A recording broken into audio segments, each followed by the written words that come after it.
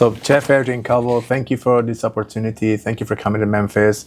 It means a lot for Memphis City and the St. Jude and the children's to have you one more time, one more year. Tell me about the experience.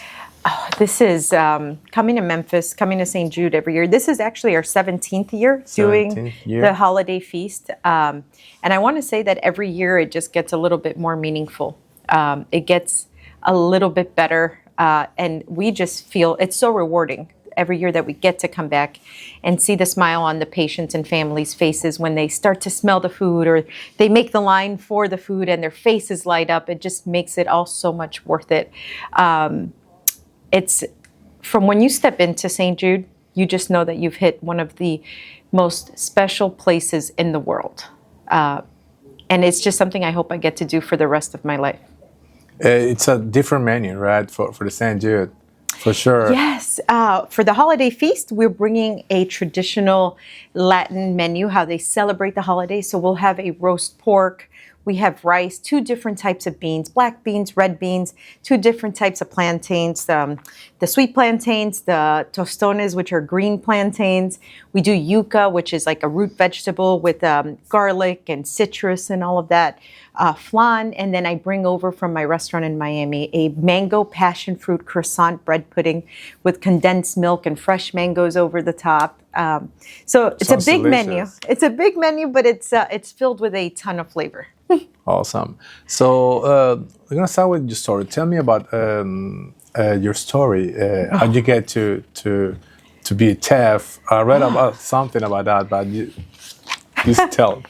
My story, it's funny because I originally wanted to be a journalist. I thought I was going to tell stories for as a career. When I was a junior in high school, I called that the lightning strike because while I was on a path towards journalism, I was an English major, all these different things. I was put in a cooking class by mistake that later life would have it that it was not a mistake. It was actually, I think, God doing his work. No. So I was put in that cooking class, and while I was waiting for a schedule change, Johnson and Wales University, which is a culinary university, they go and do a demo to the students. And it was as if they were only speaking to me. And from that point on, I came home that day and I told my parents, Mom and Dad, I want to be a chef. This is it. And they were whiplash. They were like, what?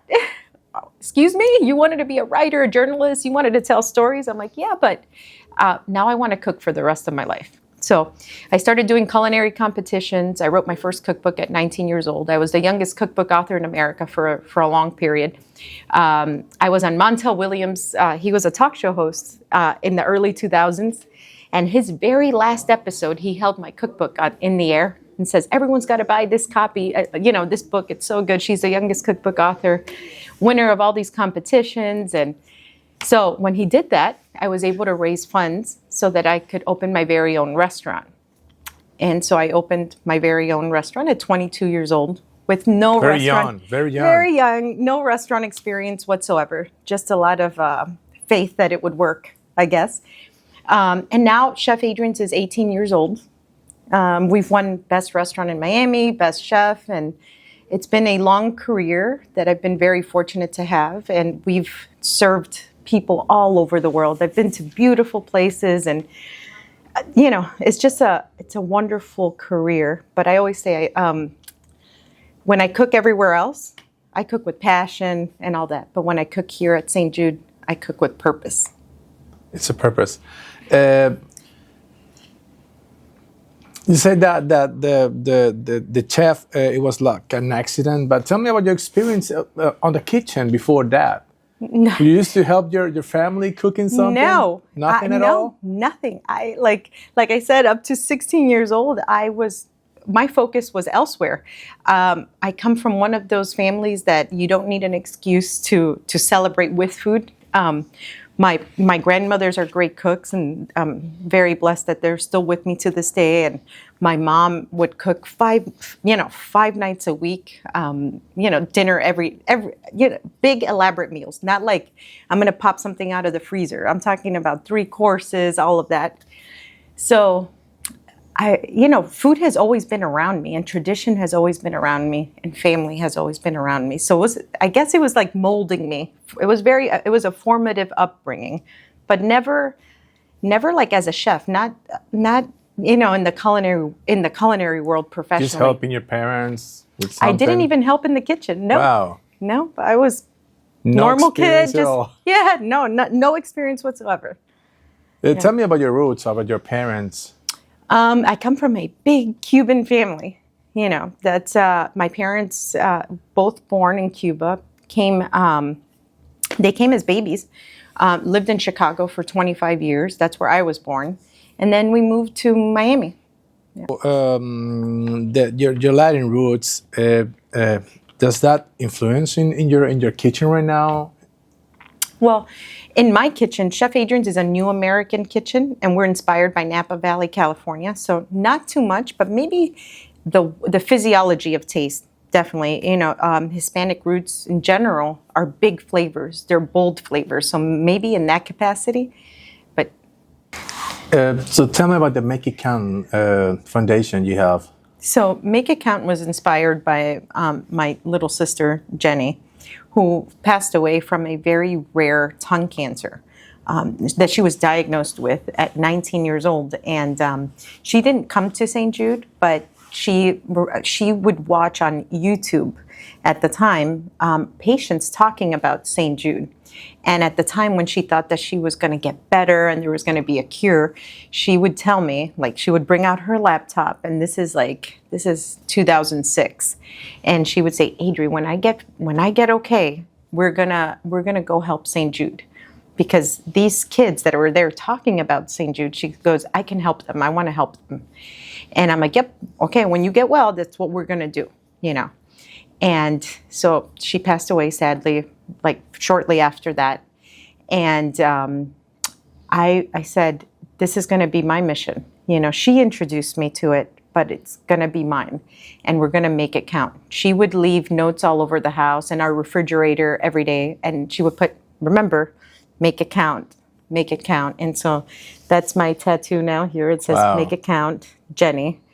And now we have the foundation where, every year we come here to St. Jude, but we also support patients and families like year-round in other aspects as well. And we try to inspire younger people to make it count as well. So the message doesn't just stay with us. We want the younger generation to continue this as well. That's how it started. Yeah, that's how it started. Wow. I read, I've been reading about you, awards, you're doing a podcast, TV shows. Yeah, what's for 2025? Oh, what are your plans for 2025? Oh boy, I've been very blessed to be taking on so many projects with Searching for Maximum Flavor is a show, the travel show that we do, and then it's now a podcast. We've won several awards with that, Telly Awards, Anthem Awards, and an Emmy nomination. But for 2025, I don't know. I know that there's a baby coming, that's about it. I always say, I hope I get to continue to feed people for the rest of my life, and I leave it in God's hands every day. That's it. Perfect. So 2025 is not coming. Any plans with any new restaurants, or you keeping the same? No new restaurants for now. Hopefully we make Chef Adrianne turns 19 years old. That's about it. What about a book? Any new book coming? I'm working on a new book, but title is to be released. I read something about the book. I can't talk about the book right now, but yeah, my 7th cookbook will come out in 2025. What would be the difference with the first book and this 7th book? The first book, oh my gosh! So, I think any, let's say any artist's first works, I want the first book to be buried somewhere. I don't want people to find it. It's on Amazon and stuff, but I'm like, please don't find this. I was 19 years old. No. But I think you would just see a natural like arc of a career. What I cooked at 19 years old is not what I cook now, for sure. So, I mean, it's cool in that perspective, but it's not. I'm like, please don't buy the first book. Hi, La Prensa Latina. Thanks for having me. I'm Chef Adrianne, and to follow along, please follow us at Chef Adrianne on all social handles or chefadriannecalvo.com.